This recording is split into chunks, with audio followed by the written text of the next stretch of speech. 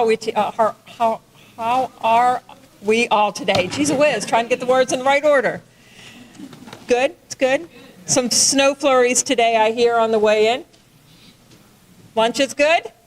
Yes. All right. I want everyone to be nice and relaxed today as we get started. I do want to welcome you to this Fayette County Economic Development Town Hall. My name is Muriel Nuttall. I'm the Executive Director of the Fayette Chamber of Commerce and the Redstone Foundation, and it is my distinct honor to welcome you on behalf of the County of Fayette and the Fayette County Economic Development Coalition. Before we begin, I would like to recognize the members of the coalition who are here with us today and who will help throughout the day. This group of people works together. We're partners who work every day to strengthen our county's economic future through collaboration, strategy, and action. So joining us today, members of the coalition include Tim Flecker and Jared Murtha from Fayette Economic Development Council, Andrew French from the Redevelopment Authority of the County of Fayette, and Mark Rafel from the Fayette County Office of Economic Development. So thank you all for joining today, for your leadership and your partnership and your deep commitment to Fayette County. I also want to extend a warm welcome to our Fayette County Commissioners here with us today and to all of the elected officials who are with us. Thank you for your leadership, for your vision, and for recognizing the critical role that outdoor recreation plays in shaping our economy and our quality of life. To all of our guests joining us in person, we are grateful for your presence here with us today, and to those tuning in via our live stream on Fayette TV, welcome. We are glad to have you with us participating in this important conversation. Now, before we turn to today's discussion, I want to offer a few special thanks. Number one, to our friends at the National Road Heritage Corridor who sponsor our lunches today. Let's give them a hand.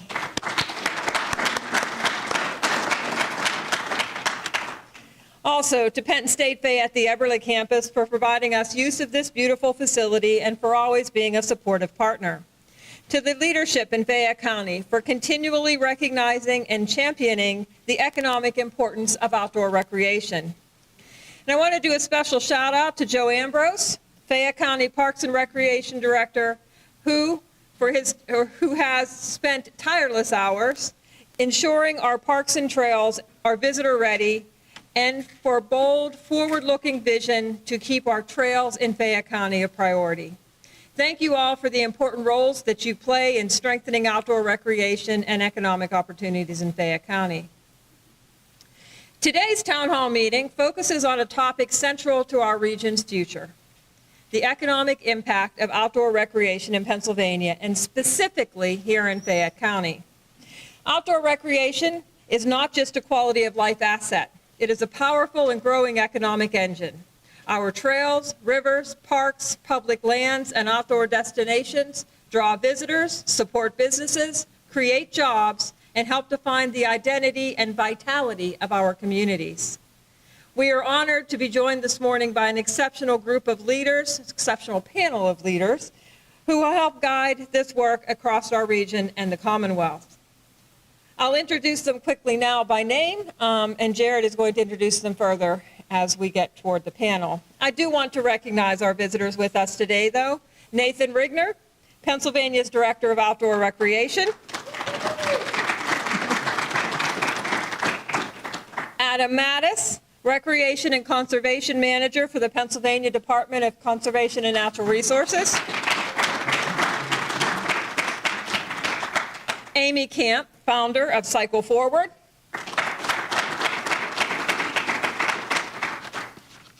Our friend Ann Nemenick, Executive Director of Go Laurel Highlands. She's hiding over here. And Eric Schneider, Director of Outdoor Recreation for the National Road Heritage Corridor. Thank you all for being here. Your leadership and partnership are invaluable as we work to build a stronger, more vibrant Fayette County. And now it is my distinct pleasure to introduce a good friend and someone who has been one of the greatest champions of our region's outdoor assets and visitor economy, Ann Nemenick from Go Laurel Highlands. Ann is an extraordinary ambassador. You can come out, it's okay. You don't have to hide anymore. I gotta brag a little bit. Continue on. I'm going to expect a tip. Ann is an extraordinary ambassador for the Laurel Highlands. Under her leadership, our region has become one of Pennsylvania's premier outdoor recreation and tourism destinations. She has worked tirelessly to elevate our profile across the state and nation, build very strong partnerships, and highlight the economic power of trails, parks, waterways, and outdoor experiences. Her ability to tell our story, to share the beauty, history, and adventure of Fayette County and the Laurel Highlands is absolutely unmatched.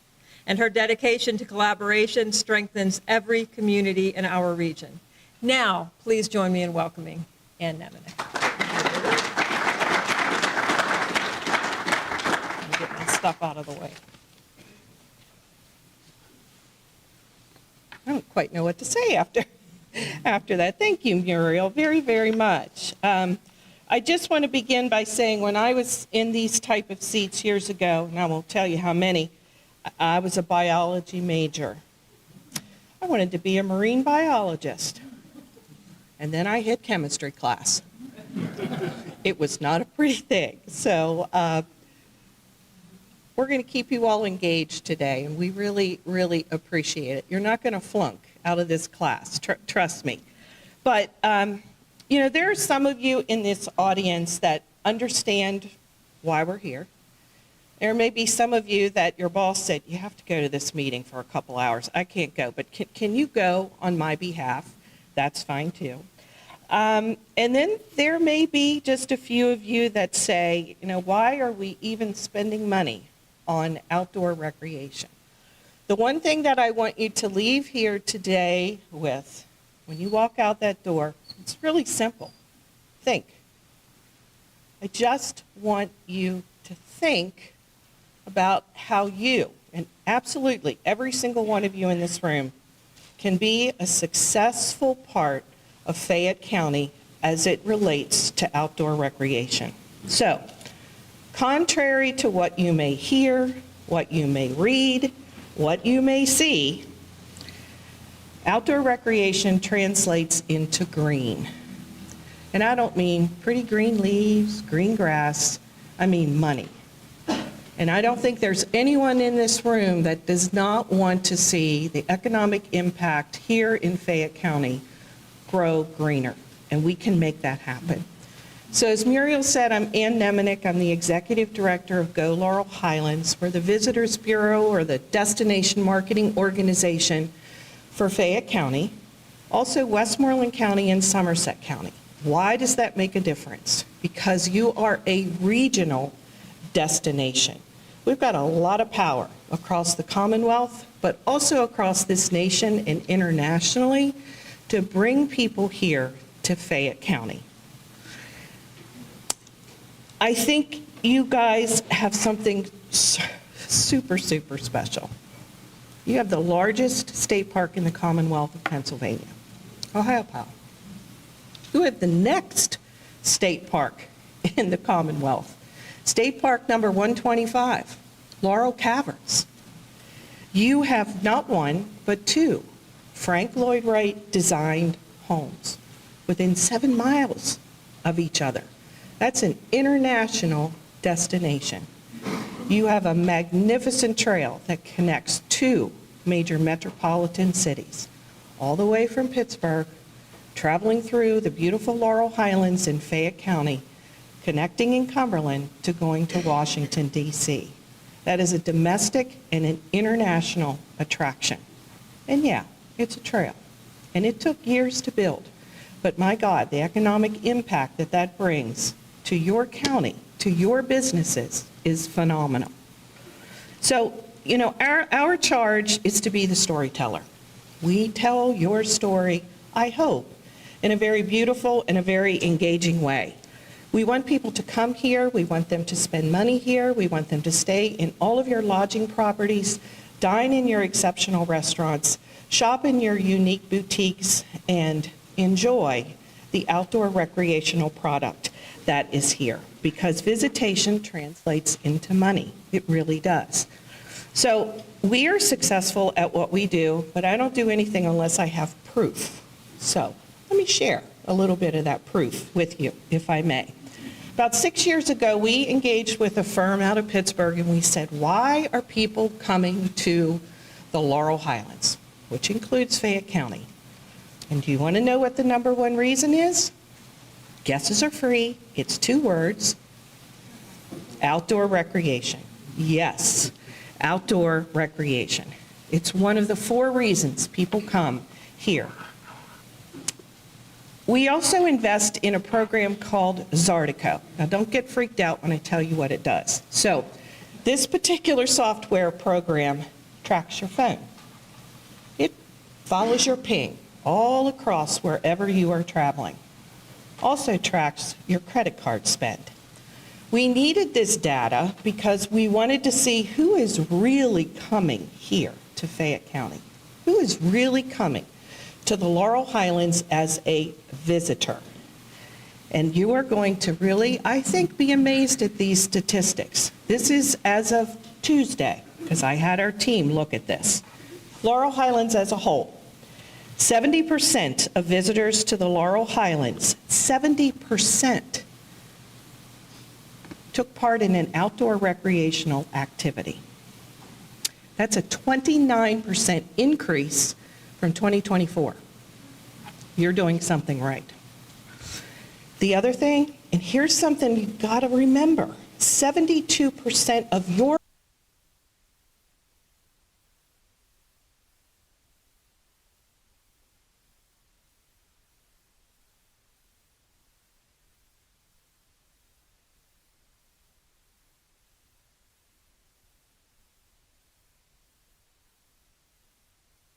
to breathe in that mountain air and just kind of get re-energized. You can do that. So let's take it down to Fayette County. 59% of visitors to Fayette County are engaged in outdoor recreation. So that would be from January through whatever we are, November the 12th, I think is when we pulled this data. 68% of your residents in Fayette County use your outdoor recreational resources. That's important. That's important. You need to invest to advance. So here's what else I want you to know. I went to a conference in Lancaster. Nathan was there as well, and I got all kinds of great little nuggets of information while I was there. I want you to understand, to me, outdoor recreation is a unifier. You bring people together, whether it's a family unit or a group of like-minded people that like to cycle or hike or mountain bike or whatever it is. But we need to be marketing to the future. I am not being disrespectful when I look out at the majority of this audience. We are not marketing to you. We're marketing to millennials and to Gen Z. That is the future of tourism. That is the future of bringing visitors here to Fayette County. So millennials are born between 1981 and 1996. They're 22% of the population. My daughter is a Gen Zer. She was born between 1997 and 2012. 27% of the population.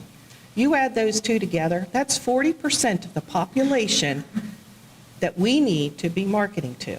Yes, we do a great job of crossing all demographics, but we also need the product in order to entice those future generations to come to Fayette County. So here's the beauty of all of this. Millennials don't wait until they retire to travel. I just went to Scotland for the first time. My husband had never flown internationally until August. Now he's like, well, where can we go next? You know, damn, you should not wait till you're in your 60s to travel. Millennials get that. And they get it because they travel 4 to 5 times a year. How many of you in the room have traveled somewhere 4 or 5 times? And I mean traveled, not over to the next county. I haven't done that, but they get that. And you know why? Which is so cool. They live in an anxiety world. They survived 9/11, or maybe they were little babies. They survived through COVID, and they live in the now. They're not like, oh, 40 years from now, Mom, I'm going to go blah, blah, blah. It's like, no, I need to do that now. So the outdoor recreational assets are calling them all the time, and we need to make sure that we are embracing that. Here's the other thing, which is so true because I could hear my mom and dad in my ear. We chased our jobs. We wanted to find a company. My mom and dad said, oh, if you work for the electric company or if you work for the phone company, you're set for life. I mean, you wanted to land in a company that took care of you forever. That is not, and I know a lot of us in the room realize, that is not the mindset of this particular generation. So when they travel, they're looking for livability.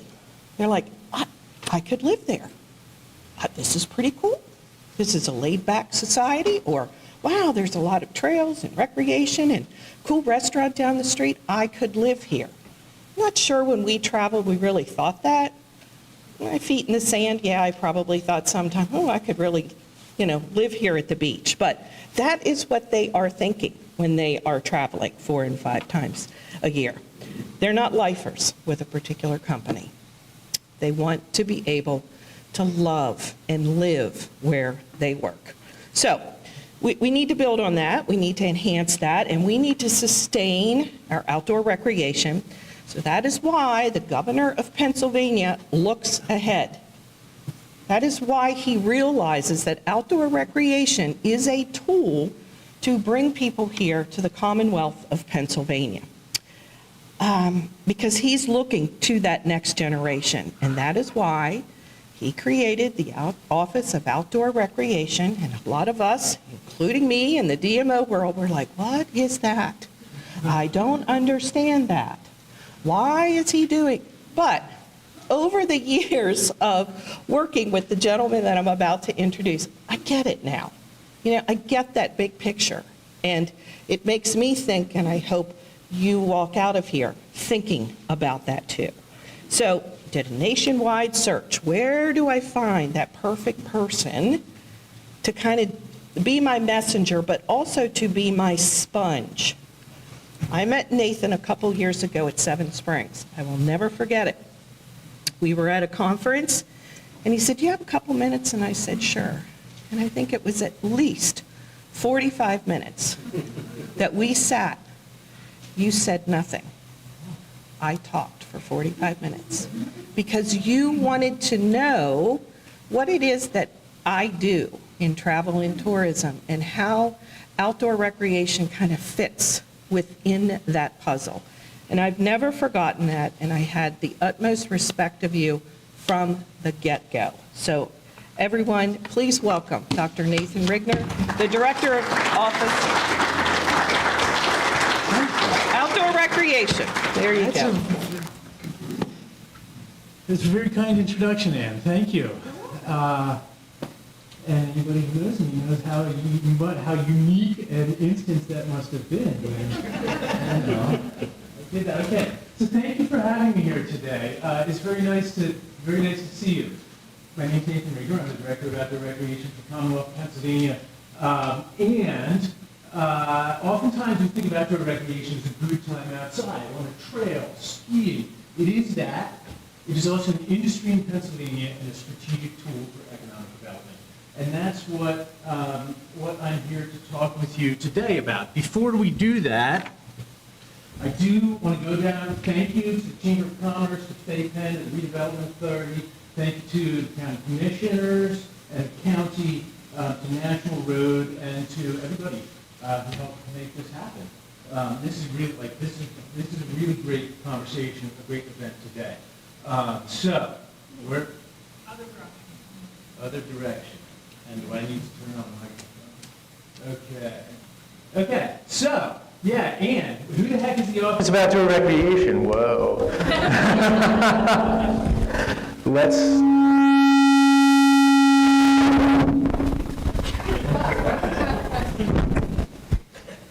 Who is the Office of Outdoor Recreation? Let's start there. So we're Pennsylvania's Office of Outdoor Recreation. We belong to you. We belong to the entirety of the Commonwealth. were brought to you by DCNR, a service of the Department of Conservation and Natural Resources. We've got to live in an org chart somewhere. In cooperation with DCED, from the very beginning of this work, Department of Community and Economic Development has been with us together. So for Pennsylvania's office, brought to you by DCNR in cooperation with DCED, we feature special guests from Department of Health, PennDOT, Creative Industries, Agriculture, Historic and Museum Commission, Labor and Industry, Game Commission, Fish and Boat Commission. In other words, this is a whole of government, a whole of state government effort to elevate outdoor recreation and to focus on it as an industry and a strategic tool for economic development. Our mission in the office is to unite, grow, and strengthen Pennsylvania's outdoor economy. What is Pennsylvania's outdoor economy? Pennsylvania's outdoor economy is made up of three components: our outdoor recreation industry, and these are the businesses that are making their daily bread off of outdoor recreation. Second component is the contribution of outdoor recreation to broad-based community and economic development. This is quality of life, youth retention, workforce attraction, entrepreneurial stimulation, and business recruitment. The effects that outdoor recreation contributes, along with arts and culture, with good schools, with public safety and healthcare, to competitive communities. And if both of those components, the industry and contribution to economic development, are value generating, there's also cost savings, public cost savings associated with green infrastructure, with public health improvement through outdoor recreation.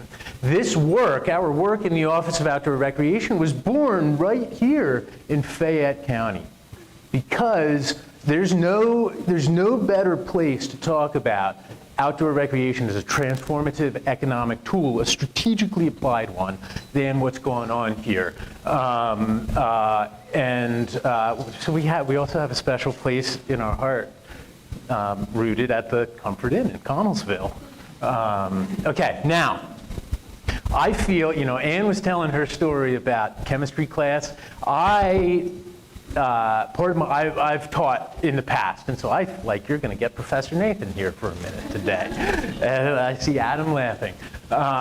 When I was teaching at Penn State, Park and Outdoor Recreation Management, this was sort of like first point, first lecture. We can look at the literature if you want. This is an article from 1963 trying to figure out what makes for a good quality fishing experience. This is when we're first starting to manage national parks, national forests in a scientific way. What makes for a good quality fishing experience? That was the question. And people would say, yeah, I had a great day of fishing today, but you didn't catch any fish. How can you have a great day of fishing without catching any fish? Well, and the response, like I got up, saw the sunrise, eagle flying overhead, had problems, and spent a day in the boat with my buddy, and we talked them over, and they're all good now. I had a great day of fishing.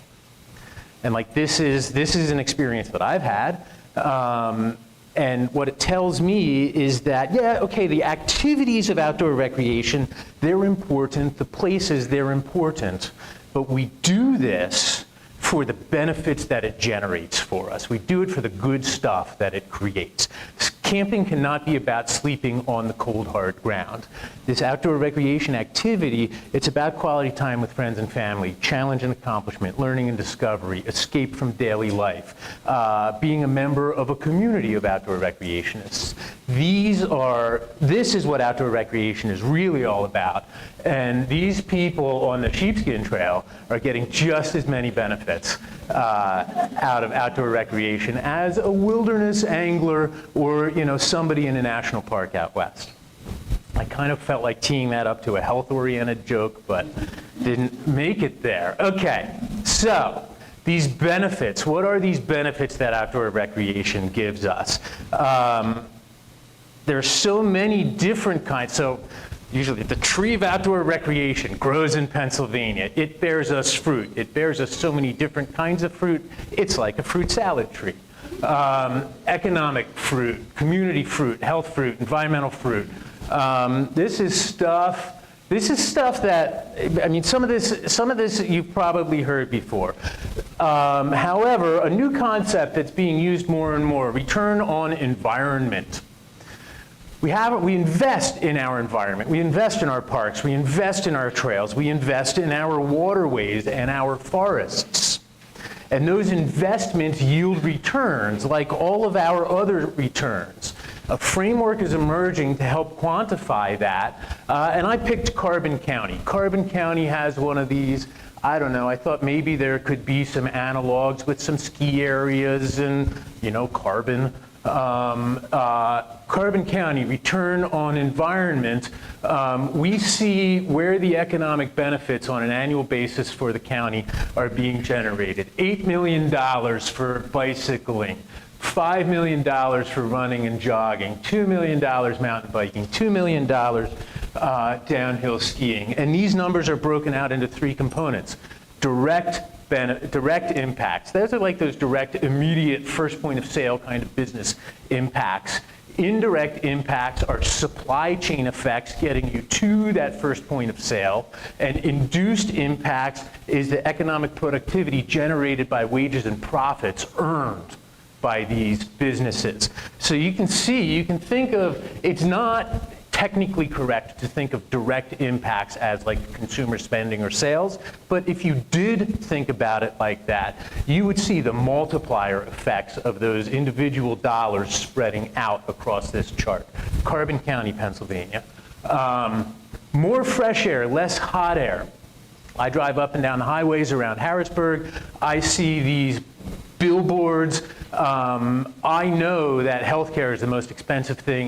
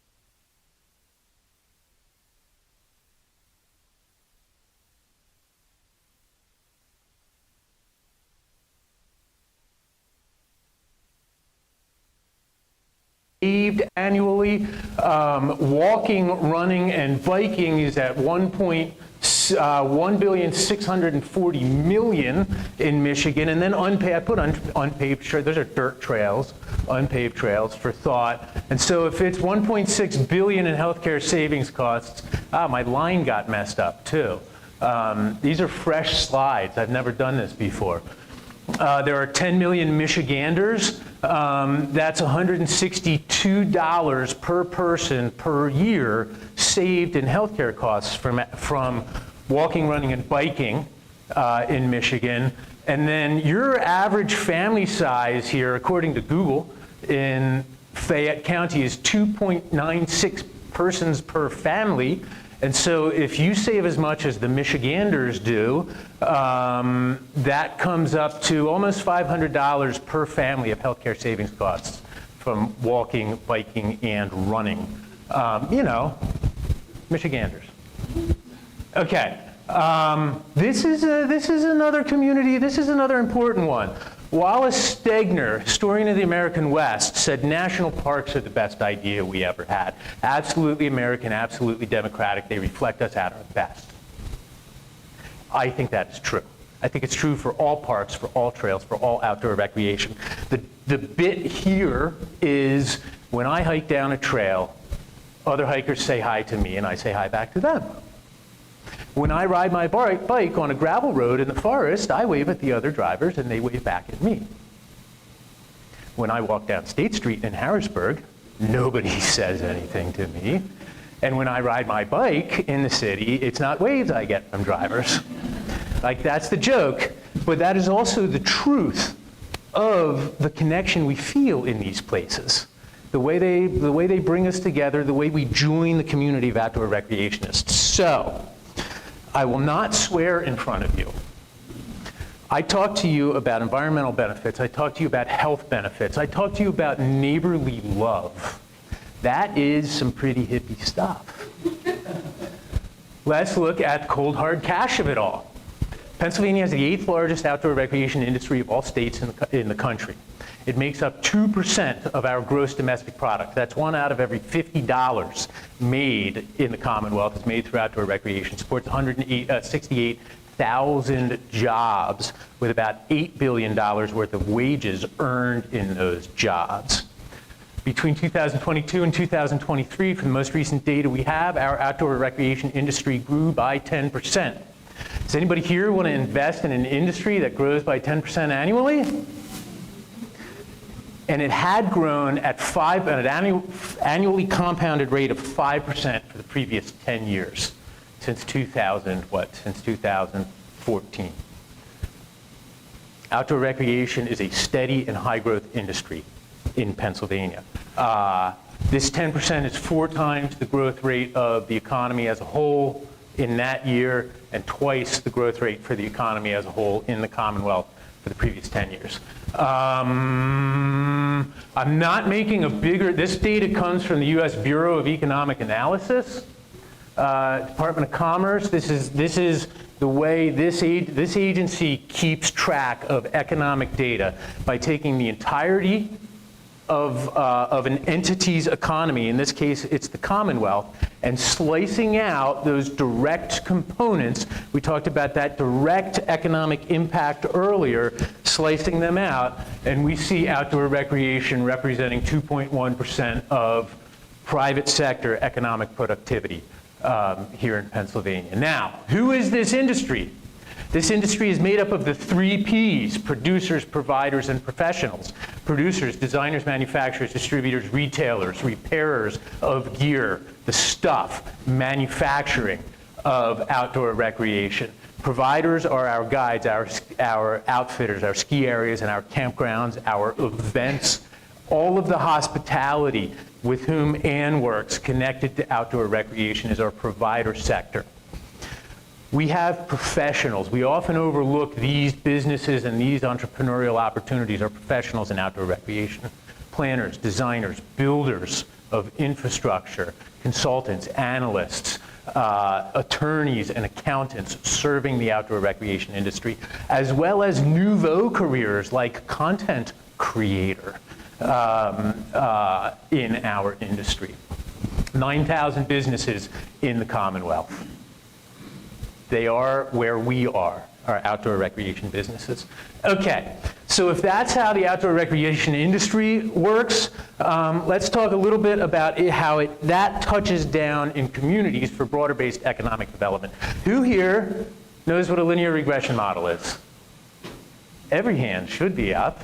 Okay. So what we're doing here, these blue dots are 662 small and medium-sized rural and industrial towns in the American Midwest. I'd posit to you that our small and medium-sized rural and industrial towns are functionally equivalent. 662 communities.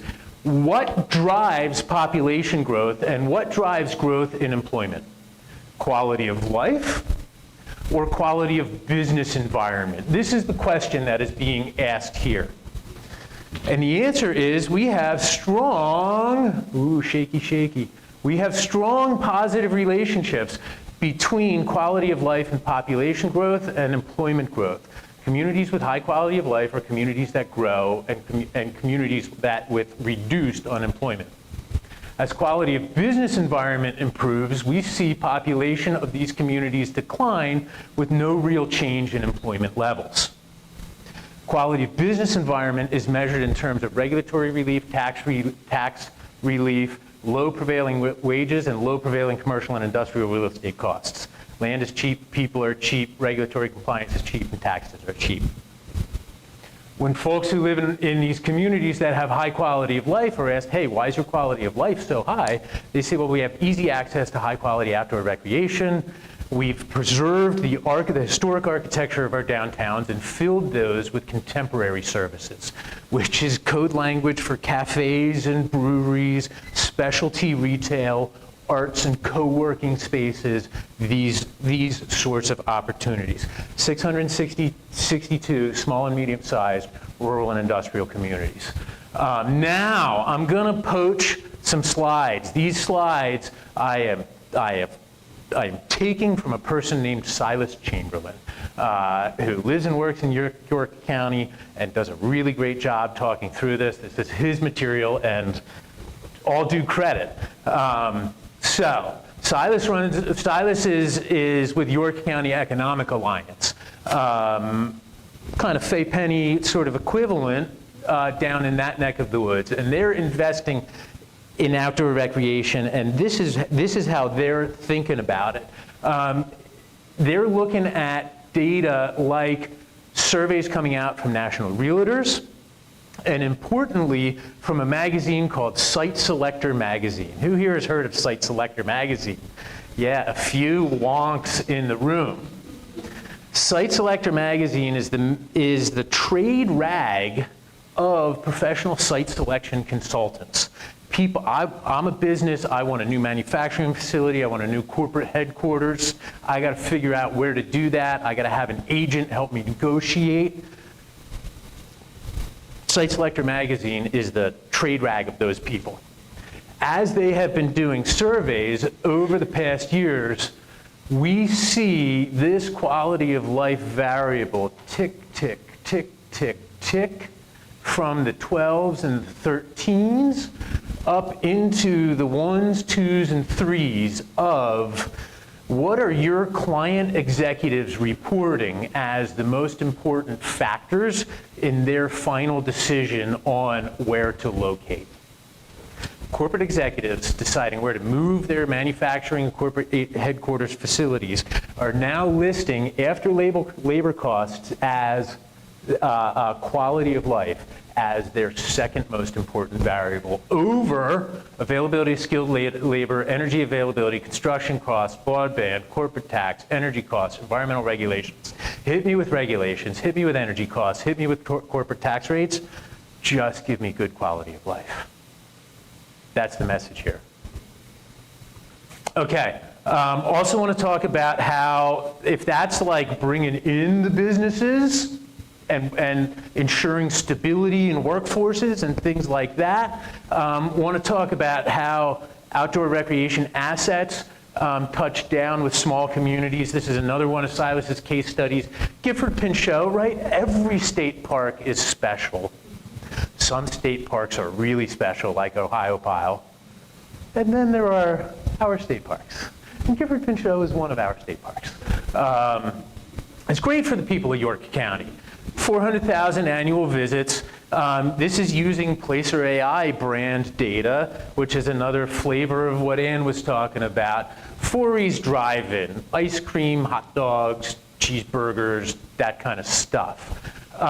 Using that Placer AI data, we know that in a day, on any given day, now how do I want to say this? In a year, 14,730 people were at both Gifford-Pinchot State Park and Forey's Drive-In in the same day. That's what that number is. And so let's assume that each one of those people bought just a scoop in a cone, $3.50, $51,000. Let's say that person was either got lunch or had a couple kids with them. They're spending $20. $300,000 worth of revenue coming in the door at Forey's drive-through from, regional state park visitation. State park visitation that is mostly from people, the majority of that visitation is from people within 10 miles.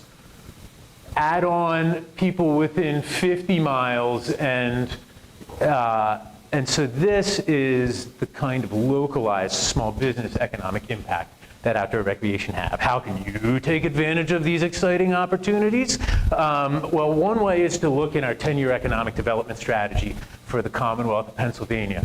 These slides, I swear, what is written directly above the part that is cut off is invest in tourism and outdoor recreation assets to drive economic growth. So you got a specific line not a specific line, a specific section in the 10-year economic development strategy focused on this. In your Appalachian development strategy or plan, the plan that guides all Appalachian Regional Commission investment in Pennsylvania, put on your glasses, it says, Pennsylvania will build capacity within the outdoor industry, develop the outdoor workforce, and prepare the outdoors for Pennsylvania's future. Appalachian Regional Commission, let's bring home the federal bacon. One other entity I want to highlight for you is the Outdoor Business Alliance of Pennsylvania, a new 501c3 created to specifically to support and grow small outdoor recreation businesses across the state. So head to their website, sign up for their newsletter. They'll be providing a package of services from micro grants to capital analysis to an expo and summit to support our small outdoor recreation businesses. I know that when we're doing this work, this is what it feels like sometimes, but this is what we're actually doing. And there's always room for one more around the campfire. So come on and join us. Thank you.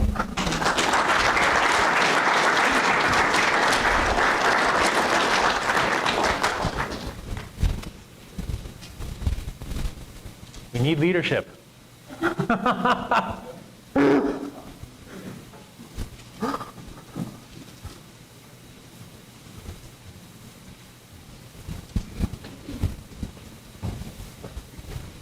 Thank you, Nathan. Pleasure. And just so you know, since your introduction in Connellsville, you have been a visitor. You've not been a stranger to Fayette County, and we greatly appreciate you coming in. So It's great here. yeah, we think so too. And I can say that we were at an event last Friday, and where Nathan and Adam also presented, and everybody had a vest on. I'm just saying. So you will see people today in a vest, because we dressed for the occasion, and of course they wore a suit jacket, but that's okay. So the first thing I want to do is I want to make a statement. I'm Fayette County Commissioner Scott Dunn. That's not the statement I wanted to make. But I did want to make a statement that 0% of Fayette County budget goes to the Sheepskin Trail. And I want to make that very apparent. $0 of the Fayette County budget go to the Sheepskin Trail. The Sheepskin Trail is funded primarily through grants. And so I'm going to go through that, but there will be a quiz at the end of my presentation, just so you know. I was asked to give an overview of where we're at with the Sheepskin Trail, and I'm going to do just that. Presently, there are about 28 miles of the trail under some phase of progress. Some of the sections are complete, such as Dunbar and South Union and Point Marion. Some phases are under construction. The phase in Uniontown right now is under construction. The county paid for the pouring of the concrete and the bridges that were behind Caparella's. We are adding the railings as we speak. The railings are going up today on those bridges. So we are continuing to move forward. We have phases that are pending construction. You're like, what does that mean? That means we have been grant funded. We have been approved. We are going through the final engineering with Gibbs & Thomas. And we anticipate building that section relatively soon as the engineering is done and as soon as we can bid it out. We have sections that are pending grants. That means we have applied for a grant or that we are waiting to apply for a grant as soon as a grant opens. And along those lines, I wanted to stress that all the matches for all the grants that we've applied for have already been secured outside of the Fayette County budget. And some of them have come through Go Lower Highlands, and I want to personally thank Ann Nemenek and Go Lower Highlands through the hotel tax that Fayette County receives. It has funded some of the matches that we get. And I get to announce the last way that we are improving and building the Sheepskin Trail. And this is kind of a major announcement, and this is a public-private partnership, and it is for the land north of Uniontown, leaving the city of Uniontown and North Union Township. Fay Penn Economic Development Council has agreed to buy from the Carload Express abandoned rail in North Union Township at a cost of $786,000. They're going to transfer that property directly to North Union Township, and we have North Union Township Supervisors Rob and Ron here today. They are going to build their section of the trail in a similar fashion that South Union built their section. That is yeah.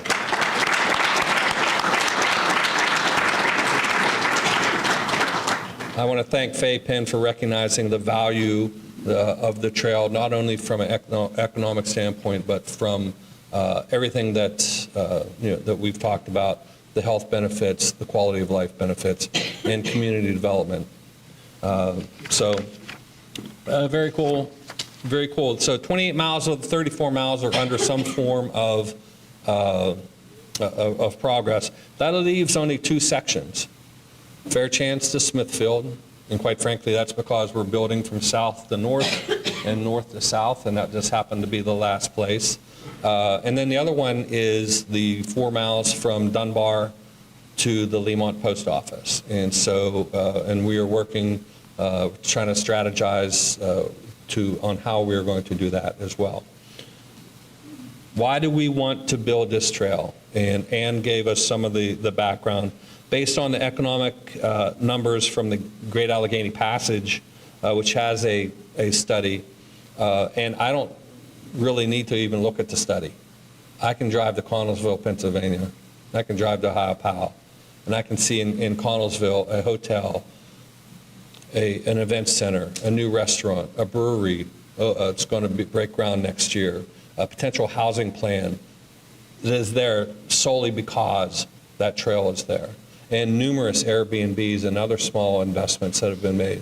There's a new bank on that side of town. Those are things that are happening because Connellsville is growing, and it's growing because of the Great Allegheny Passage.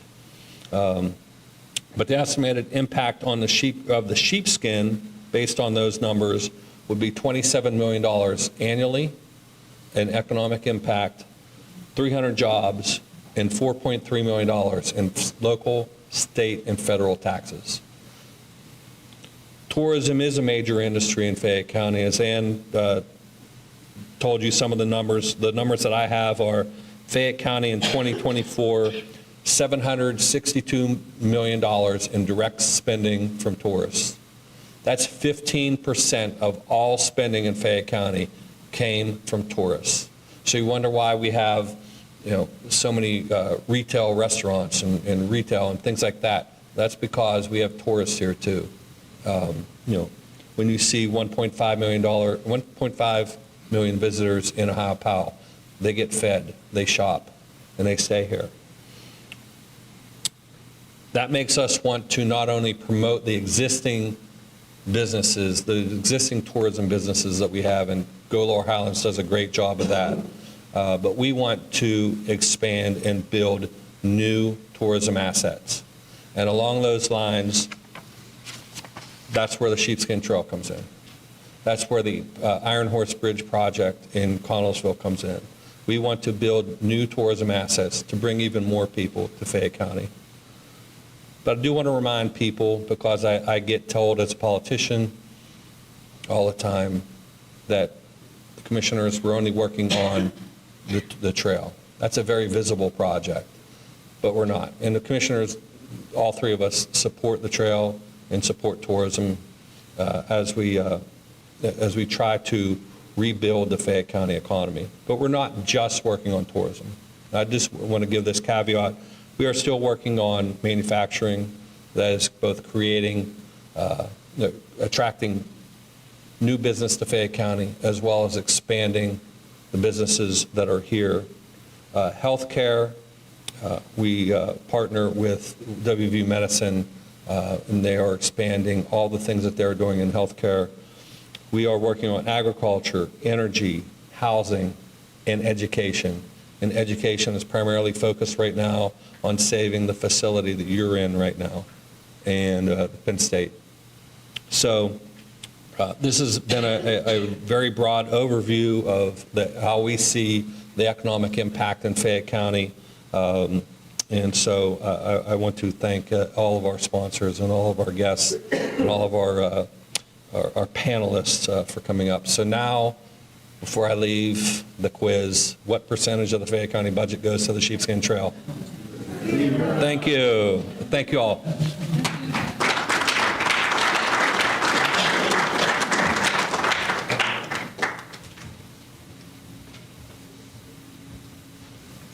All right, so it is afternoon now, so welcome everybody to the afternoon part of the section. So as you can see, I also have a vest on. So you know when you have an idea in your head, it doesn't really pan out the way you had originally planned it. I was at the same meeting that Scott was at last week, and I see Adam there, I see Nathan there, and they look cool. They've got vests on. And this was out planning with anybody else here in the room, because I do see a lot of vests out there. I said, I'm going to get a vest. I'm going to grow my beard a little bit longer, which I didn't realize was going to be as white as it is right now. I'm going to see Nathan. I'm going to see Adam. We're going to hug. We're going to laugh. And then we're going to go get a beer later and talk about how funny it was. And, well, they're no longer in that club. So Mark Rayful, Scott, anybody else with the vest, we're going to go get a beer after this, and we're going to leave them out of it. So my name's Jared Murtha. I'm the Deputy Executive Director here at FAPEN. Without further ado, I'm going to announce our panelists for the rest of this afternoon.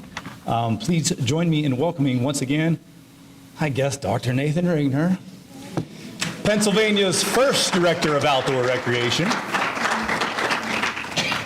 Ann Nemenick, Executive Director of Go Laurel Highlands, a Fayette County Stated Tourism Promotion Agency, Adam Mattis, Regional Advisor from Pennsylvania's Department of Conservation and Natural Resources.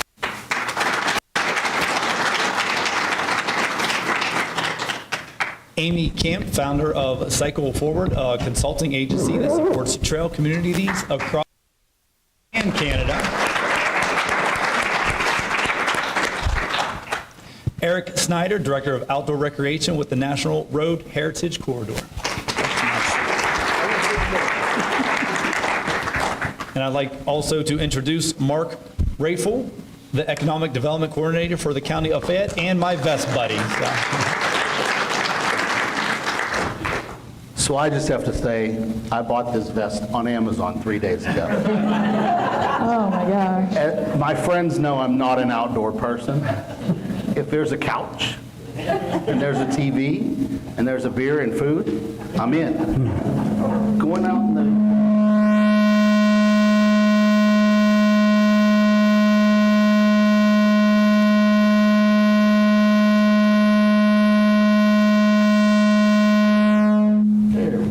Nice. All right. So it is whenever you're playing with equipment. That's the zen to get you all in.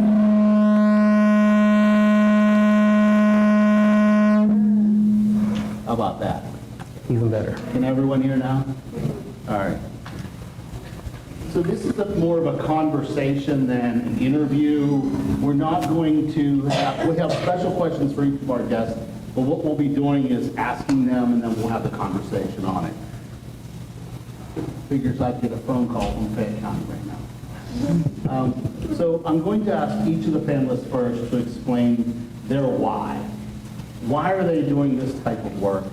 And why do they feel trails are important for people and places? So let's start with Eric on the end. And Eric speaks very fast. So I'll keep him calm if I can. If not, somebody in the front row throw something at him. Fair enough. Okay? Go ahead, Aaron. So in my experience, I spent a lot of time in Morgantown, West Virginia. That's where I got my education at and kind of got my first introduction to the trail world. And I was kind of using the trail to access another outdoor recreation activity, which was fishing, and that's a big passion of mine.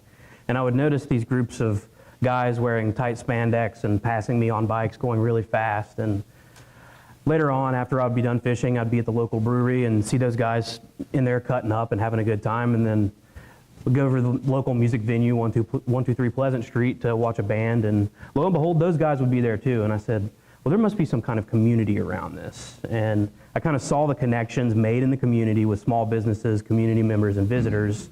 And I really thought that there was something to this, you know. And I thought in my head, I was like, I have to be a part of this. So I kind of jumped in feet first, and found out that trails not only provide a place to recreate, but they also provide alternative transportation infrastructure, and they contribute to community wellness. They also attract industry and people who want to live, work, and for people who want to live, work, and play in places that value access to the outdoors. That's currently why I'm looking to buy a house in Uniontown. So if you have one, please let me know. It's an amazing thing that connects the community, and the ripple effect is just so noticeable. We have beautiful places like Ohiopyle and Morgantown, West Virginia, and from my hometown even, they invested in ATV trails, and seeing that ripple effect ripple throughout the community, support small businesses, attract people to the community. It was fascinating to me, and I really saw it as a way to lift up our communities and raise the tides for everyone, and kind of change the game with that, and look at it from a different perspective. And that experience kind of really shaped how I approach my work today in Fayette County, and working through the Fayette Trails Coalition, and working through the National Road as the Director of Outdoor Recreation. It's been a phenomenal experience, kind of seeing firsthand how people work together, and how trails and outdoor recreation can spark pride, create new partnerships, and inspire investment in our small towns. Trails are a bridge to me, and they link people to one another. They link us to our heritage, to our history, and our shared vision for the future. And for me, that's what makes this work meaningful. Thank you very much. Let's go to Ann and ask her that same question. Do you need me to read it back to you? Or? No, we're going to ask each of you the first question, then we'll move on to question two. I mean, for us, I share the dream of storytelling. You know, we want something that we bring to have them say, I need to come to you. And, you know, if it is outdoor recreation, it's important to know they want something that is self-explanatory. Is it Instagram worthy? Is it something that I've never done before? Maybe it's a new experience. I've never done a mountain biking before, so I'm going to give it a try. My understanding is the new trails that will be coming to Ohiopyle will give an introductory experience to mountain biking. So that little nugget that you're able to do here in Fayette County will come full circle. Truly it will. They'll get that experience, and then they will come back. That's my job. I want them to come back. Not just once, 3 times, but I also want them to bring family and friends back. So working together to make it happen, Mark, I think is beneficial for all of us. I'm going to ask you to reach in your pocket and turn your microphone on. But everybody heard you. The TV audience has a difficult time hearing. Adam, let's go to you and ask you that same question. Oh, absolutely.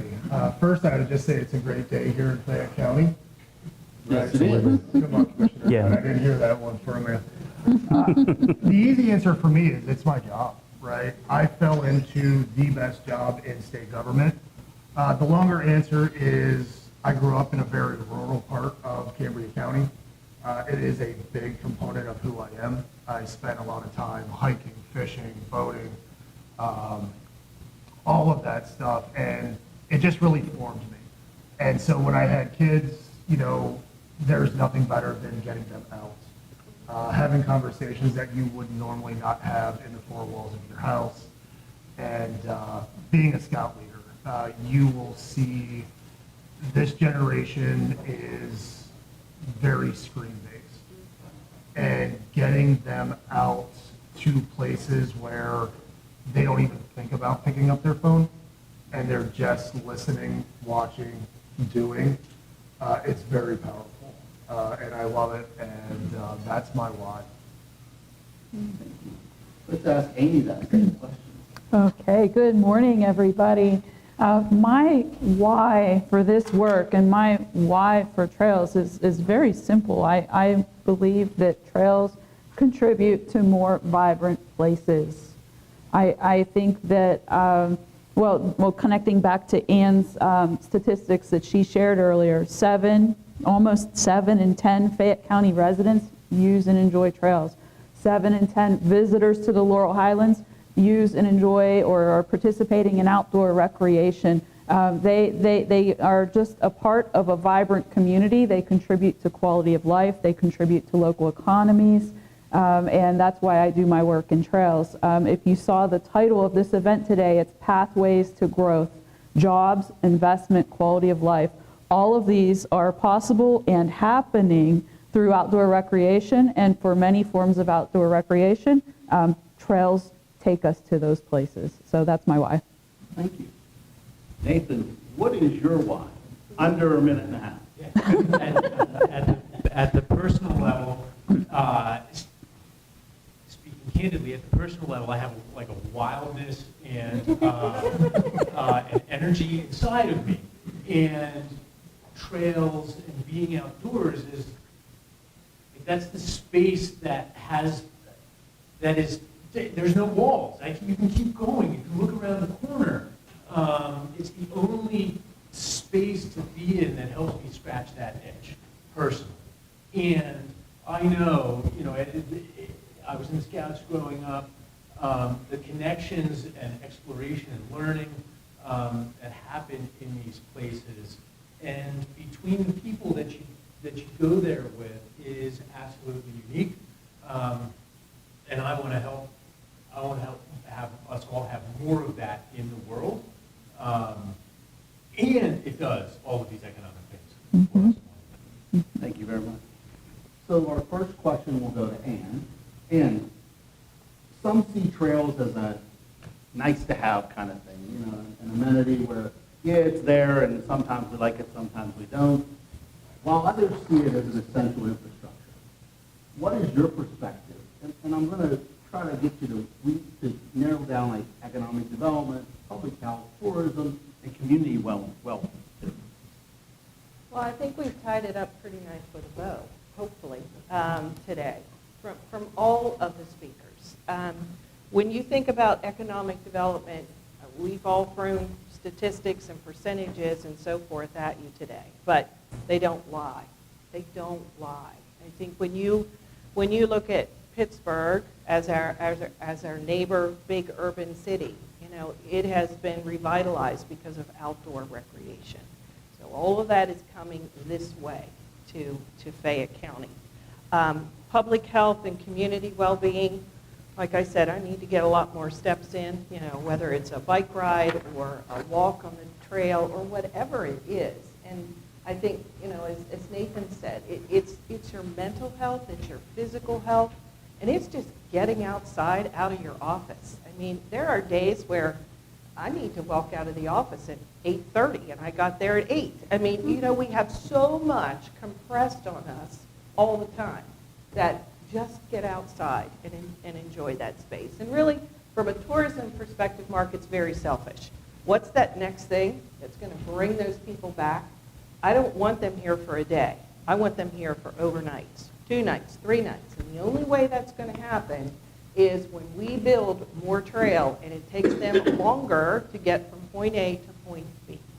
It's going to bring vitality back to your communities. That economic growth is it's going to happen because there's going to be a need. Why in the world do you think that there is a beautiful Comfort Inn in Connellsville, Pennsylvania? Because many years ago, Linda Box described it as the black hole. There was not enough lodging in Connellsville. So you will create that need by creating all of these outdoor recreational assets. Anybody want to elaborate on what Anna just talked about? Amy, reach to you. Okay. Threw that at you, huh? So everyone, I have answers for all of the questions except for question number 2. But We can move on. yeah, we can move on, but these are must-have amenities. It's plain and simple. I think you've heard through various speakers today how critical trails and outdoor recreation are to economic growth. And I believe wholeheartedly that trails are necessary for quality of life, and that if we are creating spaces for local residents, that economic growth and tourism do follow. So, I mean, that's sort of a must-have, absolutely. All right, thank you very much. Anybody else have comments on that at the panel? Okay, let's move on to Adam then. Fayette County sits at the crossroad of a major trail system, which, as we all know, like the Great Allegheny Passage, the Parkersburg, the Pittsburgh corridor. What's the significance of closing the remaining gaps? And how can regional trails connectively position Fayette County as a hub? That is a loaded question. That's why we asked. Closing gaps are extremely important. One of my former employers was working on a major greenway from Pittsburgh to Harrisburg, the Mainline Canal Greenway. And their tagline was new connections between old neighbors. And if you think about it, that rail line for 100 years connected a bunch of little communities along the way, or the canal in parts. This trail is going to make those connections again, right? And just different, could be used as transportation, could be used as recreation, could be used for, those health benefits. So the Commonwealth does put a premium on completing these major gaps in our statewide major greenways. So if you think about the interstate highway, that's what our major greenways are. So we just revamped and revised our land and water network strategic plan. And there you will see close the major gaps. And that's what we're looking at for. So first and foremost, any section on one of these long distance trails is going to be your local trail, right? For me, I was hoping Supervisor Schiffbauer would be here because South Union Township epitomizes that concept. They are a section of the Sheepskin Trail. They are a section of the Parkersburg to Pittsburgh corridor, and probably even larger systems after that. But first and foremost, that trail is programmed for the citizens of that community. And what they have done there is nothing short of amazing. And when you have a supervisor who's been in office for over 40 years that says, this is the best thing I have ever done as a township supervisor, is build this segment of trail, that's super powerful. Our secretary still uses that to this day when Supervisor Schiffbauer said that.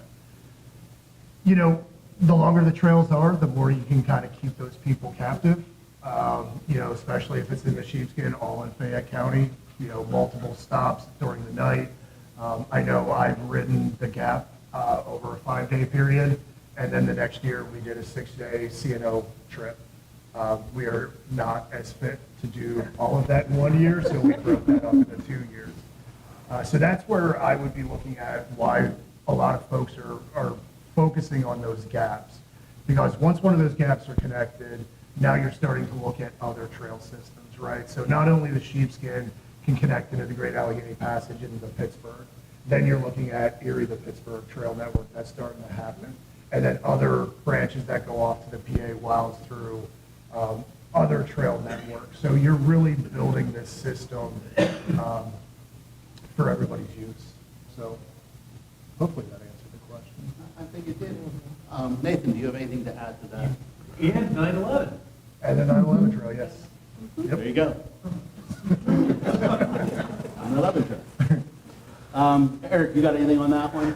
Yeah, I feel Adam definitely touched on this. Like closing these gaps has the potential to create one of the largest connected trail systems in the U.S. And it's essentially, like Adam mentioned, it's an interstate for cycling, hiking, biking, and a huge gateway to other outdoor recreational activities, and it gets these folks into our communities. I feel when we connect these gaps and start looking at the bigger picture and connecting to these larger trails, that not only provides recreational opportunities, but that attracts industry and families to put roots down because they're looking for a place to live, work, and play. Live, work, and play. Commissioner Dunn, have you ever heard that before? We say that a lot when we're at meetings about trails and about Fayette County, because we really do believe that Fayette County is the gem of the state. So let me move on to Amy. What are some examples of regions that have successfully leveraged trails for growth? And which trail systems within Pennsylvania or beyond offer lessons that could help Fayette County in completing the Sheepskin Trail and strengthen the region's connection? Yeah, sure. So I have 3 regions, 3 trails that I'd like to tell you about. They're all actually outside of Pennsylvania, but we have lots of great examples here in the Commonwealth, that's for sure. But I want to take you for a moment to central Iowa, to southwest Virginia, and upstate South Carolina. In Iowa, there's a trail called the High Trestle Trail. Show of hands, do you know it? Okay. So that is a 24-mile trail. And if we're talking about lessons, the lesson to me with the High Trestle Trail is that if you really invest in your infrastructure, and for me, this is sort of like showstopper infrastructure, that there will be rewards in terms of destination appeal. So the High Trestle Trail has a bridge called the High Trestle Trail Bridge, and it spans the Des Moines River Valley, and it is a spectacular bridge that they also have lit by night, and so it's a day and nighttime destination. I will arrange to get you some information about this following the event, but it's spectacular. Without that bridge, that trail would not have quite the draw that it does. Second location is Southwest Virginia on the Virginia Creeper Trail. Who knows the Virginia Creeper Trail? More hands this time. Okay, so the Creeper Trail is 34 miles long. Does anyone know another Envision trail that's 34 miles long? The Sheepskin, right. So the Creeper Trail is a phenomenal trail, and it's made a real difference in the town of Damascus, Virginia, with fewer than 800 residents. By the way, on the High Trestle Trail, the closest community to that bridge has something like 1,000 residents or 2,000 residents. So these are not big towns, right? But they are benefiting from these trails. But with the Creeper Trail, they have 5 different outfitting companies located in Damascus that are taking people, they're renting bikes, and they're hauling people up to the top of the mountain because there's a little bit more of a grade there, and people get to do this really delightful ride back into town. And so the lesson there is that the the outfitters created a marketable experience, a fun and delightful experience, and they've been able to shift the demographic to getting lots of young families coming out and enjoying that trail and contributing to the local economy. And then the Swamp Rabbit Trail, which is in South Carolina. This is also a short distance trail. Swamp Rabbit's like 28 miles, not to say short, but short to medium distance. And the lesson with the Swamp Rabbit is this little town of Travelers Rest.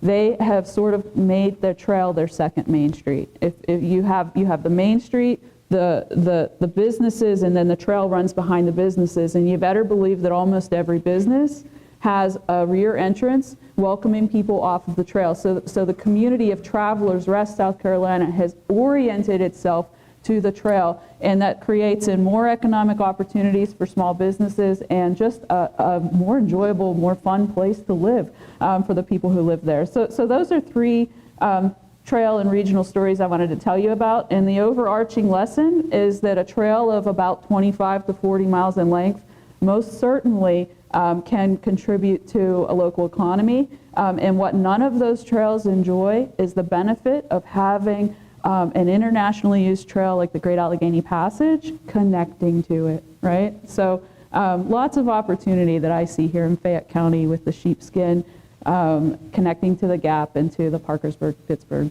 corridor. So Adam, I'm going to reach to you since you are the state of Pennsylvania, in my opinion. And Amy took us to Iowa, to West Virginia, and to South Carolina. Can you bring us back into Pennsylvania and give us an example or two, other than South Union, which we all know is a success in our area? Yeah, I mean, there's a lot of great trail systems, right? One that is maybe in the exact same position right now would be Knox and King. It was a system, they lost an excursion train that went over, the Kinzu Bridge for the longest time. That was a big tourism draw for them. When that tornado, ripped half of that vessel down, or that bridge down, there's now building a trail from Knox to basically Kinzu Bridge State Park.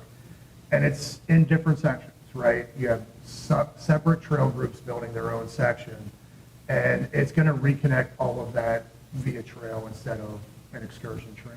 So they're going to take great advantage of, coming through counties that are very heavily publicly owned with the Allegheny National Forest and state land, and using that in Marionville and Knox and other folks to develop their outdoor economy there. I would say, even closer, you have the Westmoreland Heritage Trail. They are building right now from, they have 8 miles on one side, 8 on the other. They have a 5-mile gap in between, working really hard to close that. Once that goes, you have that great connection from the West Penn Trail the whole way through Westmoreland County. And I would not be doing my job if I did not point out one of our large statewide partners in the room, which I wish he would be up here as well. We have Brett Hollard from the Pennsylvania Environmental Council, their group is working on the study to connect the end of the Westmoreland Heritage Trail in Stratford down to the Gap to make that connection to that internationally recognized trail system.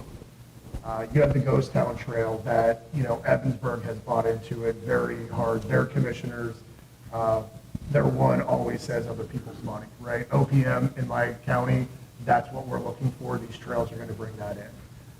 So those were just a couple off the top of my head that I would kind of point to. All right, does anyone else have anything to add to that one? All right, let me ask Nathan a question. How do trails benefit the people who live here? From workforce attraction to youth retention to health and small business growth, what are the most tangible local impacts you've seen or expect to see a trail project advance, other than what you said in your slides? Yeah. I did pay attention to the slides. Good. And maybe we'll do a quiz next time, too. I like that. I like that technique. Okay, it's the word tangible that as I was looking at these questions kept running through my head. And, the first and most immediate and most closest touching change you're going to see isn't necessarily an economic one. You're going to see yourself on the trail.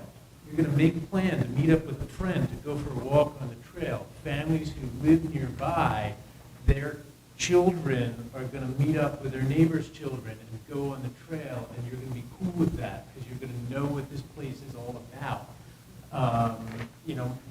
Like my mom is trying to get her steps in, and she meets up with her friends on the trails in eastern Pennsylvania, where I grew up. And so I think that's the first real tangible change you're going to see in your lives. You're going to be using it. Your families, your neighbors are going to be using it. After that, we see the businesses develop. This idea of like a business with the back door facing it. That's the story in York County along the Heritage Rail Trail. We told it with the State Park example earlier, but there are pizza place examples along the Heritage Rail Trail in York. Those downtown businesses that are adding, on a weekend day, maybe 50% to their revenue. On a weekday, maybe 8 or 12% to their revenue. I mean, don't turn it away, take it. And then the longer term, which will be tangible with maturation, are seeing the changes play out in your demographics. And your story in your opening remarks about focus on millennials, focus on Gen Z. I come from the outdoor recreation side of things. I'm under the impression that civic infrastructure and large-scale economic development, 5, 10, 15-year horizons are not unheard of. and that we're looking out at generational workforce trends. Who's going to be, what's our household composition going to be here 25 years from now? And looking out 25 years, if you want to flex that, your trails will, investments in trails today, will put you on an intercept trajectory with those kinds of long-burn metrics as well. So growing up as a kid in the 70s, I hung out at the local playground. Is that what you're saying? Absolutely. These trails are going to become? Yes. Okay, thank you. Appreciate that. All right, let's go to Adam for a question now. What do so many state, federal, and entities fund trails development? Why do those agencies see a local community sometimes overlook, or how can Fayette County better align its trail priorities with the state and national investment strategies? I think we've heard the reason why a lot of state and federal entities prioritize trail gaps, right? There's so many benefits. There's just that quality of life. There's alternative transportation. There's health benefits. There's economic benefits. So because trails can do so much, they're worth investing in, right? So I can speak on behalf of our grant program. We have prioritized trails and trail gaps for as long as I've worked for DCNR, and that's almost 22 years now. And looking at, what maybe local communities sometimes overlook, I think the pandemic really opened a lot of people's eyes, right? How important these spaces are. You never know if you need it until you need it. And if you have it, those communities that had these trails, these parks, their communities had a little bit probably better mental health because they were able to get outside, right? So being able to lump trails, parks as essential infrastructure, just like your roads, just like your water, just like your sewer, is one of those things that the communities may not get yet. We heard Commissioner Dunn need to say that no dollars from the county budget goes into this trail. This is me speaking, not DCNR speaking. I would love for the county to say we are prioritizing this trail just like we would a normal road project or other essential infrastructure, because it is essential infrastructure for our communities. Because if you're talking quality of life, if you're talking about this new workplace where you can kind of choose where you live because you can work remotely, those are the kind of benefits that are going to bring people into your community and your counties. So Thank you. Thank you very much.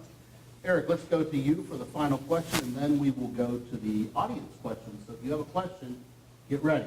We're going to do a speed round of audience, but no, I'm just kidding.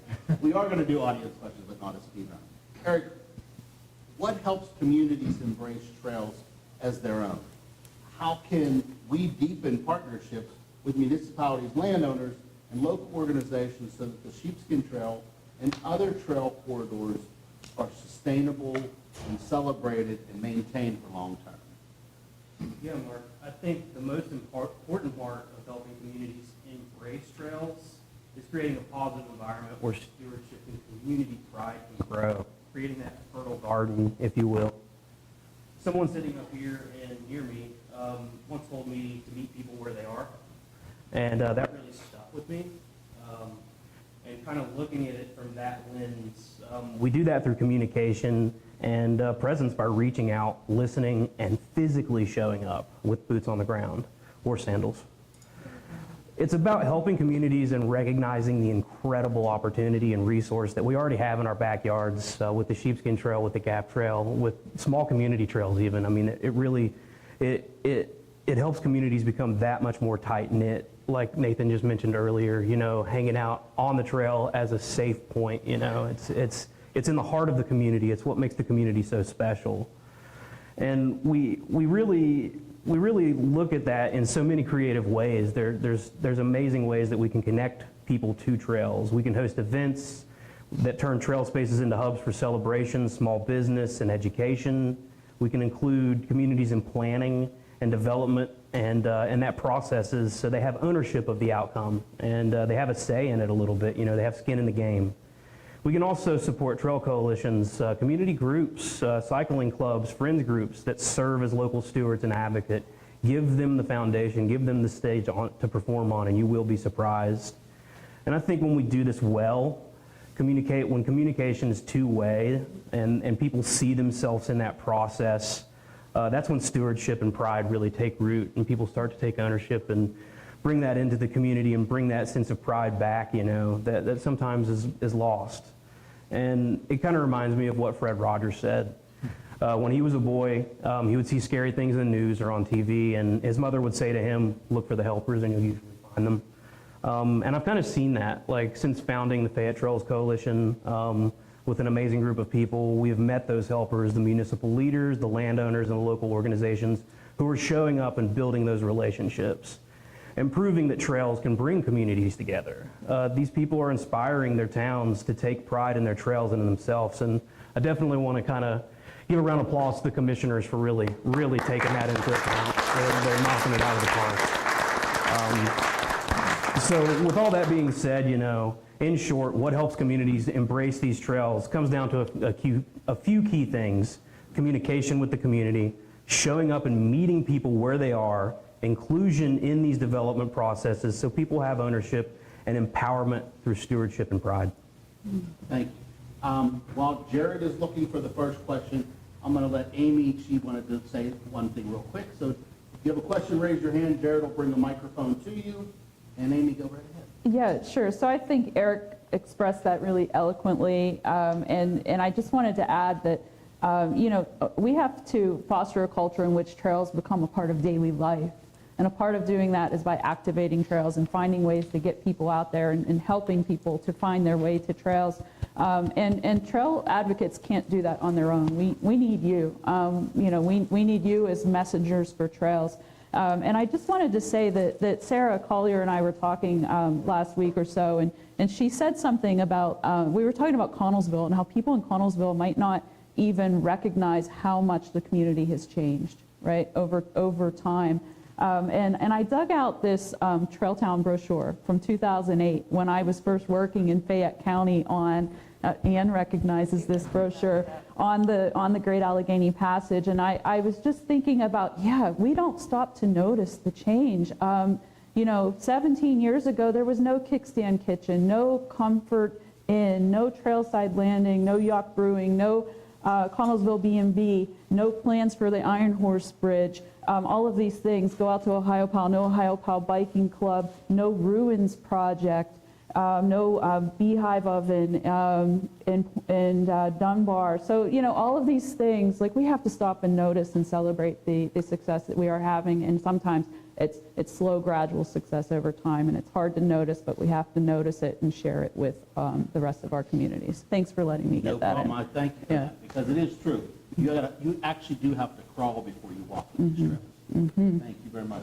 So do we have any questions in the audience?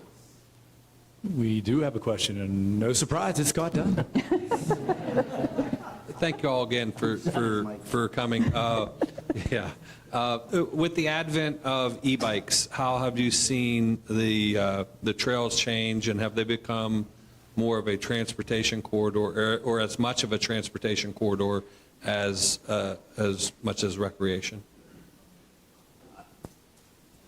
Who wants that one? Looks like Adam, or looks like Nathan's taking it.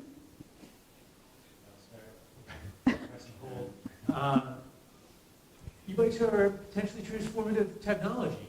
They're transformative for people, who's getting out on bikes, and for what we can do on bikes. They certainly enable more transportation rather than recreation use of trails.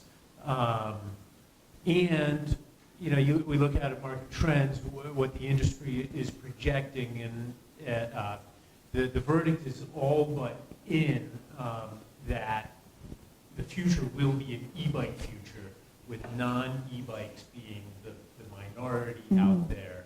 And that's equal part the just time and adoption in new battery technology coming online. And this, I think, is fundamentally a good news story.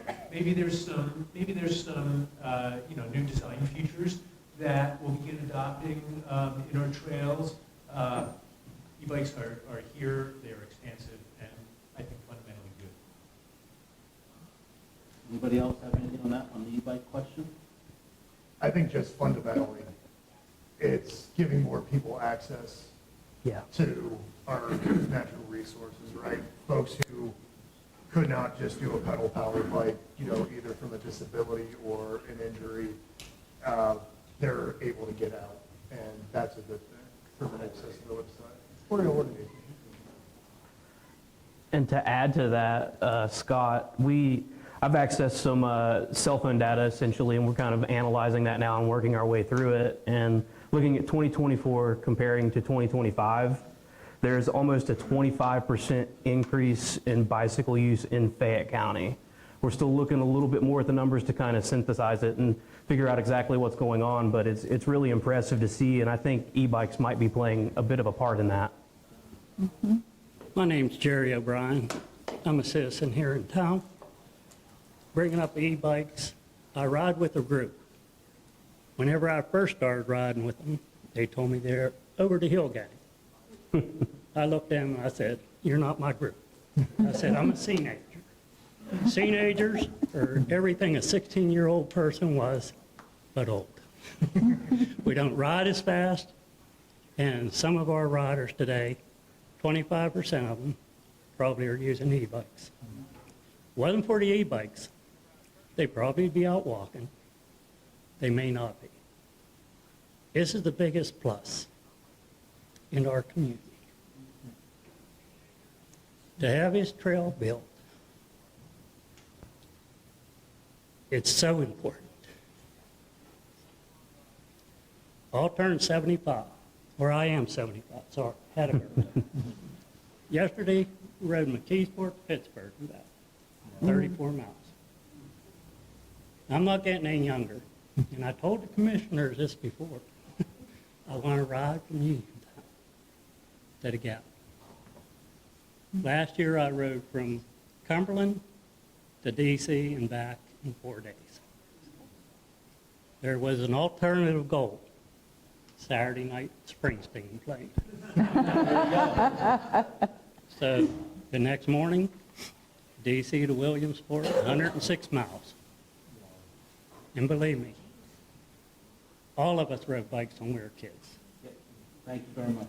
And until you get out there, get on a bike, and breathe in the fresh air, you'll find peace in your life.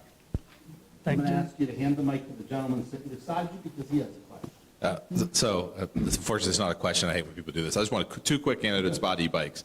Wilderness Voyagers, they're guides. Introduce yourself since you are somebody who actually knows what you're talking about. I'm Brett Hollander with the Pennsylvania Environmental Council. I worked on the GAP since 1996 as an intern at Penn State, so I have a long history with the GAP.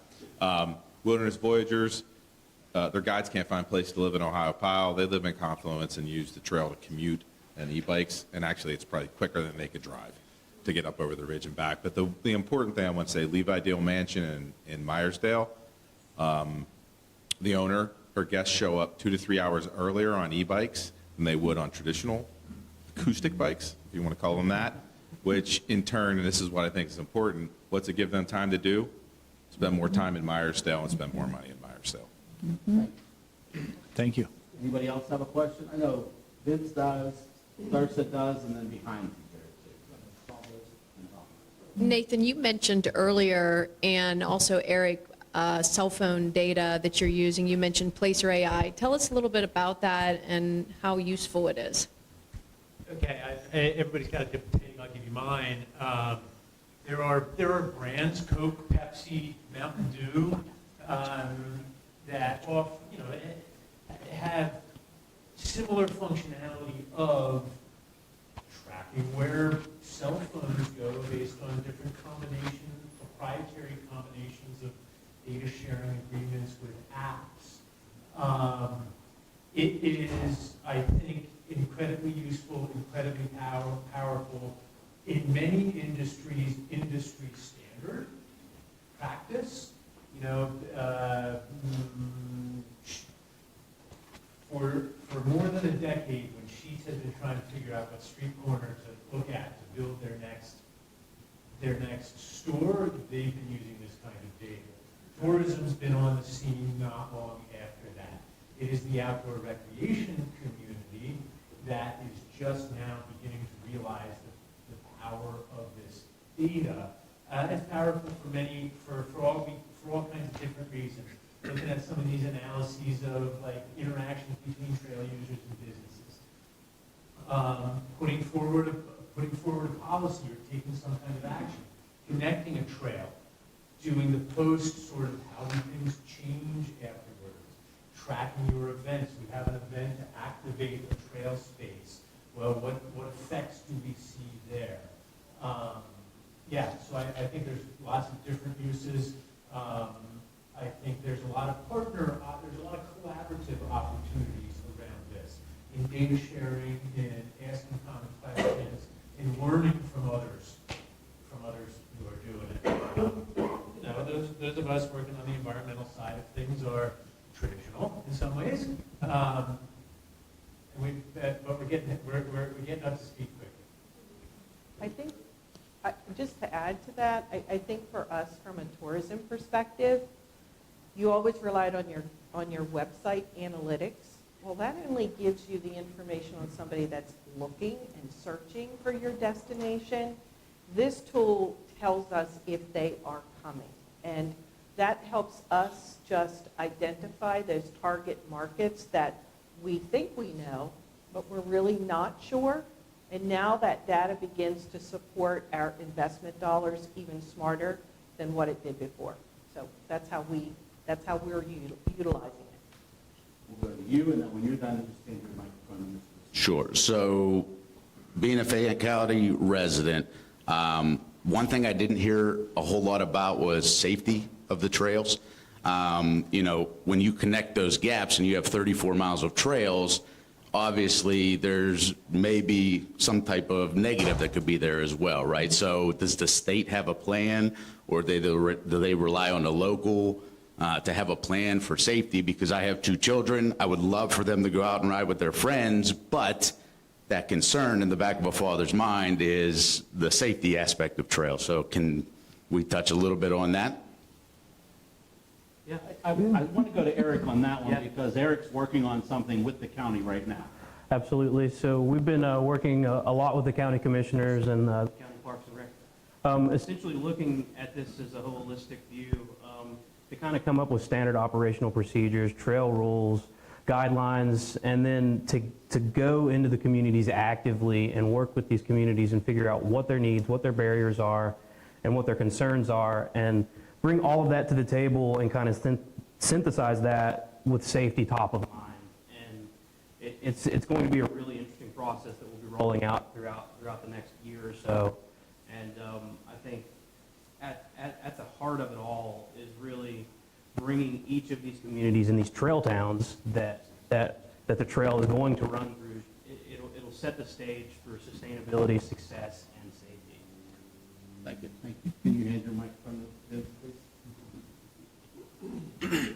I don't really have a question, but I did want to take the opportunity to thank the people here today. A lot of people sitting at the table and in the audience have been real partners on this effort to get trails done, not only the sheepskin, but we're also working on a big trail project, a walking trail at Dunlap Creek Park, which is going to be beautiful. I've seen a lot of results so far, and so we're really focused on getting all this done. We've been fast-tracking it to try to do it, but without the help of the people sitting at this table, the grants we get from the DCNR, the grants we get from the hotel tax, Lower Highlands, the grants from the LSA with the Redevelopment Authority and the Chamber, we couldn't get this accomplished. And the help that Eric and the National Road is giving us, it's truly a team effort. And I've seen a lot of, I've been for this trail since I started as a commissioner. It was one of my top priorities when I first started. It's been a long time coming. We've got a lot, about 10 or 11 miles of it done already. But in recent years, there's been a redoubling of efforts, and we fast-tracked a lot of this, and we're working hard on it. So we need to continue, this partnership and continuing to get these funds in to keep these projects moving. Another big help has been the SPC. I know Rich Fitzgerald was here. We're really hoping to get a big grant from them to get out the Fairchance on this section from Hutchinson to Fairchance, and we've been able to get some funds for Uniontown through the SPC. So it's really been a collaborative effort, and I just want to thank everybody. Thank you. We have two questions. One, 3 rows down from the top, and then Thurston right over here. So we'll get up here first. You're next, Thurston. I'm getting there. You get to wrap it up. Excuse me, I'm getting my steps in. You got that vest on. Looking sharp. Thank you. Thank you, everyone, for sharing your experience. My name is Emily. I'm from the Southwest PA Municipal Project Hub, and I'm an economic developer by training. So I'm curious, in your experience, what are the high-quality and high-growth jobs in outdoor recreation? Specifically, we see that entrepreneurship and service business ownership is a great opportunity, but I'm wondering how you may have seen those scale in other places, for example, starting to manufacture outdoor products or to start to export some of the kind of key things like buckwheat pancakes to other places. Just curious how that engine starts to move beyond just the trail users. That's Nathan. Nathan. Nathan, sounds like a cheater. We're all looking. Everybody's voting for Nathan. Okay, so part of the truth of our outdoor recreation industry is that if we look at average wages, let's say, average wages within the outdoor recreation industry are lower than average wages of the general population. And so we need to be creative. We need to think about new ways to elevate that. And that comes, I think there's a couple of different parts. One is elevating the livability of jobs that are often in the service industry, often connected to tourism, adding value to those. There's an interesting program through the Penn State World Campus for ski instructors that's paired with this, you get your level 1, your level 2, your level 3 certification within the snow sports instruction world. World Campus, you can get accredited pedagogical and natural history, cultural history credits that are paired with the ski instruction and lead to certificate as a way to value up a kind of job like that. So that's one idea. Another idea, and this is a brass ring we see for the Outdoor Business Alliance, the new entity that I talked to you about, a 3 to 5 year goal for them is pulling together some sort of benefits sharing pool, co-op, or buying club so that small outdoor recreation businesses could have less expensive, more efficient access to benefits for their employees to help make those jobs more livable. I also think that there's a lot of progress we can make by expanding our definition of what an outdoor recreation business is. This is a thought experiment that occurred in Fayette County. I'm not going to tell you which august establishment this first occurred to me in, to the extent that the weather is not indoors. AccuWeather is an outdoor company. AccuWeather is a high-tech Pennsylvania company up in State College. Weather modeling is an outdoor recreation connected profession. All of you who at some point during your day jobs are moving these trail projects forward, whether it be planning, community capacity building, the engineering and construction that goes into it, those are jobs within our outdoor recreation industry.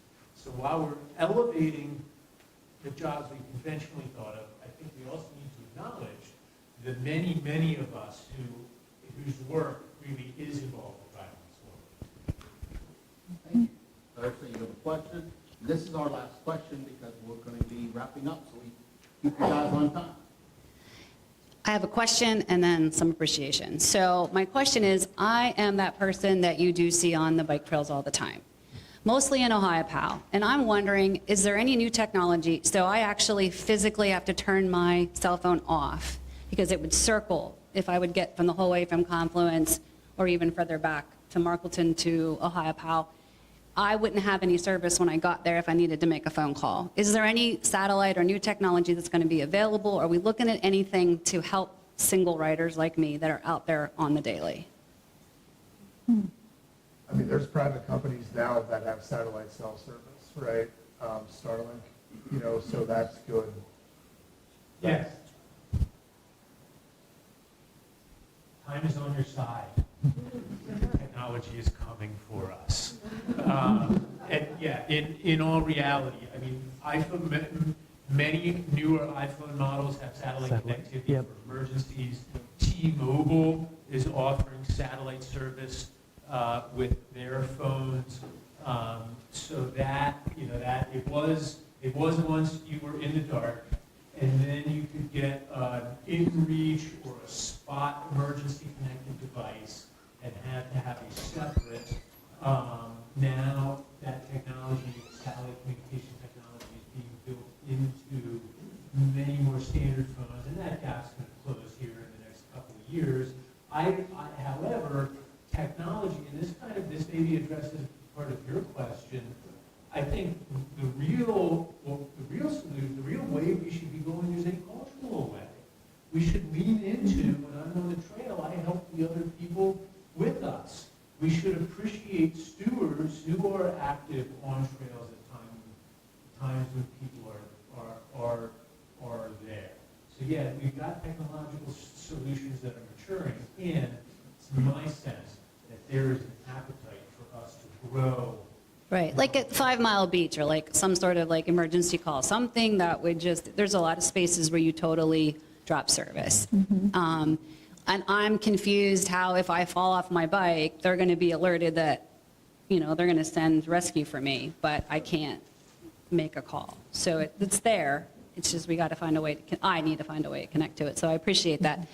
My second piece of this is the infrastructure behind the outdoor recreational landscape, and that's our township supervisors.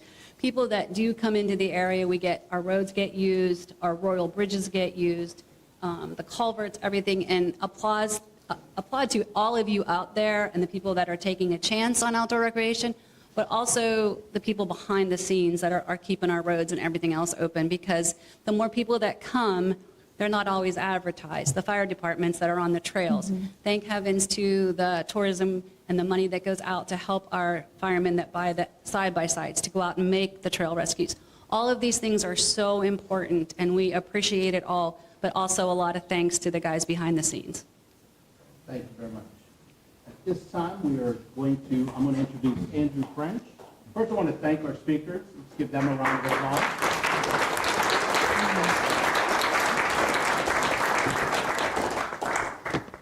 All right.